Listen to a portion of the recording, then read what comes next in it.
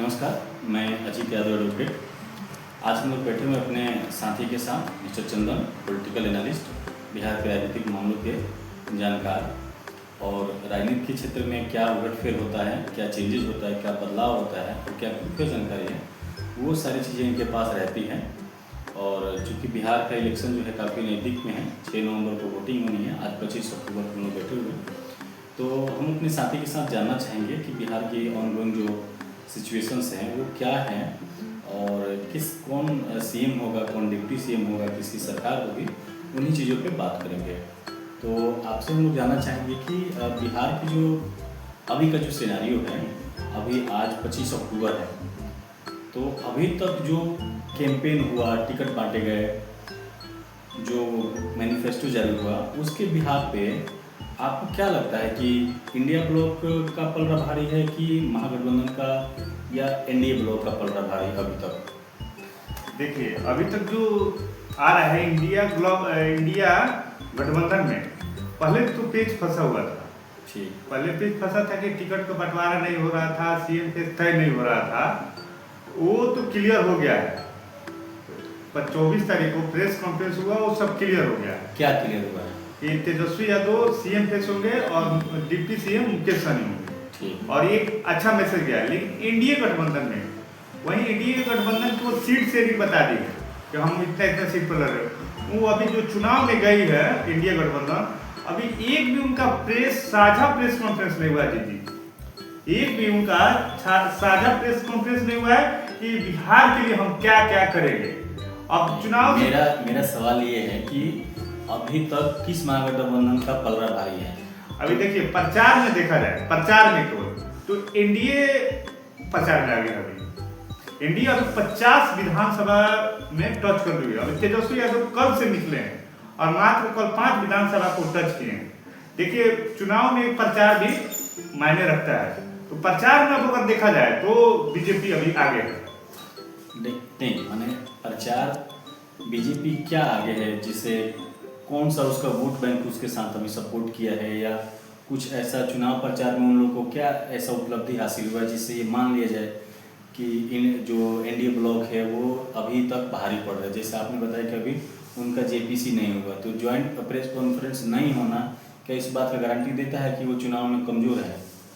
नहीं, ये देखिए, कुछ भी हो, बिहार में तो चुनाव जातीय समीकरण पर ही होता है। ये बिहार को बदनाम करने के लिए है कि ये रियलिटी है, सच्चाई है? ना, रियलिटी है। जात है कि जाति नहीं, जात एक हकीकत है, सच्चाई है। उस पर मैं आपको बता दूं कि बीजेपी अभी युवाओं के बीच में अपने एक भी विजन बताइए अजीत जी की वो जो लेकर गई, एक भी विजन उनका नहीं है कि हमें बिहार में हमारी सरकार।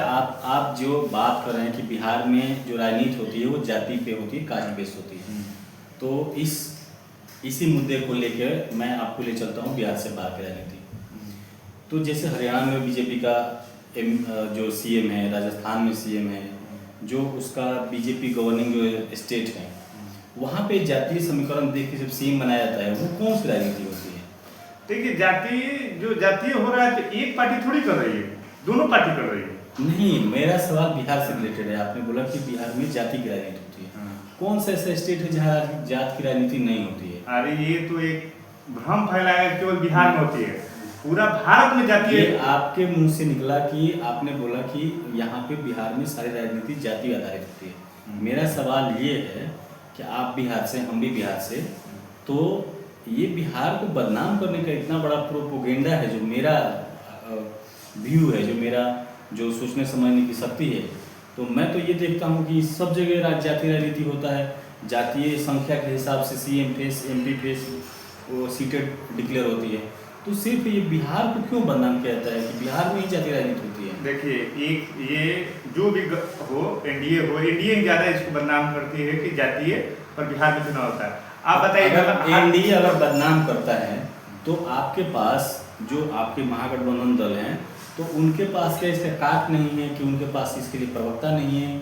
वो अपनी बातें क्यों नहीं रख पा रहे हैं? क्यों एनडीए को ब्लेम कर रहे हैं कि एनडीए ही बिहार को जातीय राजनीति में बांटने का प्रयास कर रहा है?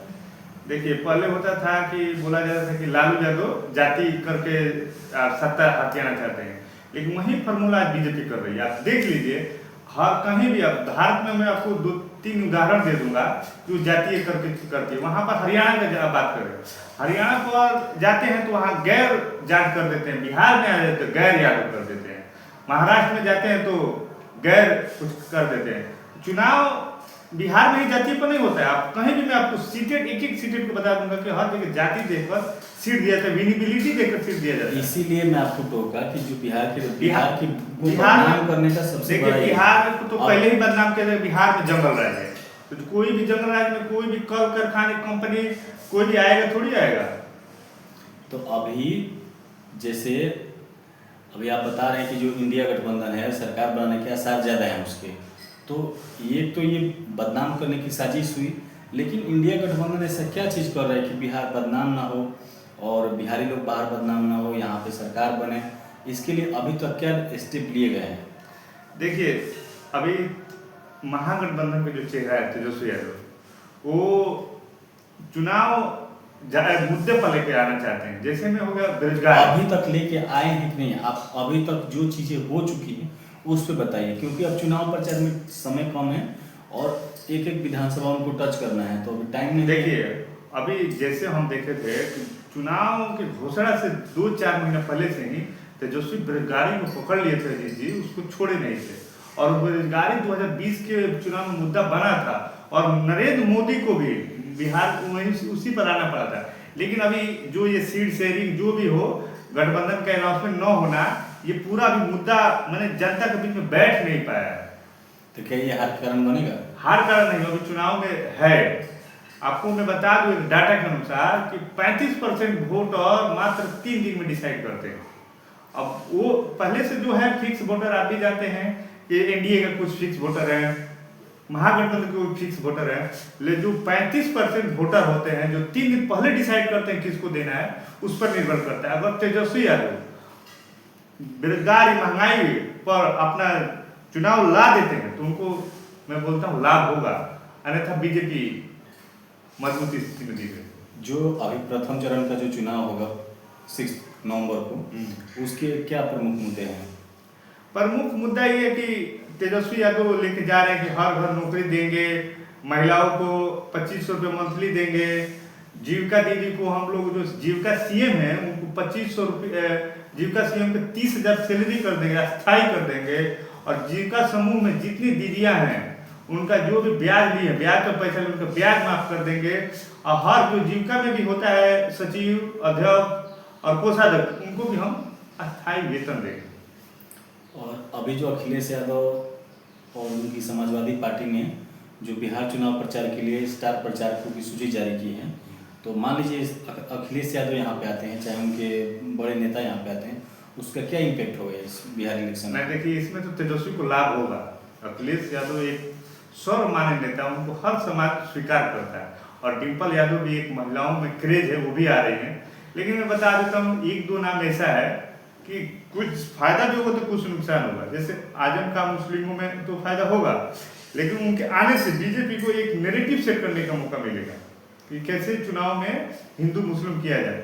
अगर आजम खान आते हैं तो मान लीजिए 1-2 बयान कुछ देंगे, उसको बीजेपी चाहेगी कि इसको हिंदू मुसलमान में कन्वर्ट किया जाए, तो फायदा होगा। जैसे अखिलेश यादव, डिम्पल यादव का आने से बहुत फायदा होगा। और अभी जो ये अमित शाह बिहार में रैली कर रहे हैं, चुनाव कर रहे हैं, और उनका सारा फोकस सिवान के पूर्व सांसद ओम प्रकाश यादव के शहाबुद्दीन साहब के बेटे के ऊपर है कि वो सामने जो चुनाव लड़ रहा है, तो वो चुनाव जीत जाएगा तो यहाँ पे जो जंगल राज होगा, गुंडागर्दी होगा, जबकि ओसामा भी पहला चुनाव है।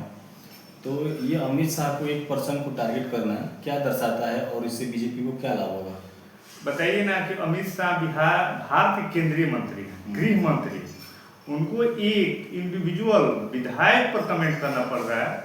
अब इसे बीजेपी की विधायक नहीं हो, विधायक के प्रत्याशी, विधायक प्रत्याशी उन पर कमेंट करना पड़ता है। इससे क्या उसको बीजेपी को क्या इसमें बेनिफिट दिख रहा है?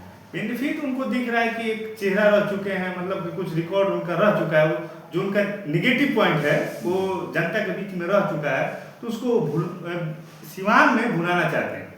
खाली वो सिवान के सेंस में बोल रहे हैं कि पूरा बिहार के सेंस में बोल रहे हैं? नहीं, वो देखिए उससे दोनों तरफ से फायदा हुआ है। या तो सिवान अगर पूरा बिहार में नहीं होगा तो सीवान में तो उसका होगा। लेकिन यहीं पर और उनको पूछना चाहिए, उनको मैंने विपक्ष के जो नेता हैं कि आनंद मोहन के लड़के लड़ रहे हैं, वो क्या करेंगे, उनको क्या डिक्लेरेशन दिया जाएगा, अनंत सिंह को क्या डिक्लेरेशन दिया जाएगा, हुलास पांडे को क्या डिक्लेरेशन दिया जाएगा। तो अभी तक ये तीसरा चौथा बार अमित शाह का बयान आ गया इस तरीके से। तो अभी तक जो इंडिया ब्लॉक के बड़े जो दल हैं, जैसे आरजेडी है, कांग्रेस है, वीआईपी है, माले है, तो इन लोगों की तरफ से क्या प्रतिक्रिया आई है और उस प्रतिक्रिया से आपको क्या लगता है कि अमित शाह को कहीं नुकसान होगा या बीजेपी को कहीं नुकसान होगा या ओसामा को इससे कितनी क्या बेनिफिट मिलेगा, क्या नुकसान होगा? देखिए, ओसामा को कोई नुकसान होने नहीं जा रहा है, लेकिन इंडिया गठबंधन, देखिए बीजेपी चाह रही है कब हमारे पीछ पर आके लोग बैटिंग करें, कब हिंदू मुसलमान को बैटिंग करें। लेकिन तेजस्वी यादव को ऐसा सेट करना पड़ेगा, बेरोजगारी के मुद्दा को इतना जोरों शोर से उठाना पड़ेगा, नौकरी के मुद्दा को इतना जोरों शोर से उठाना पड़ेगा कि एनडीए को इनके मुद्दा पर आए। अगर उनके मुद्दा पर आप गए तो समझिए कि चुनाव उनके पक्ष में जाने लगेगा। ठीक है, धन्यवाद।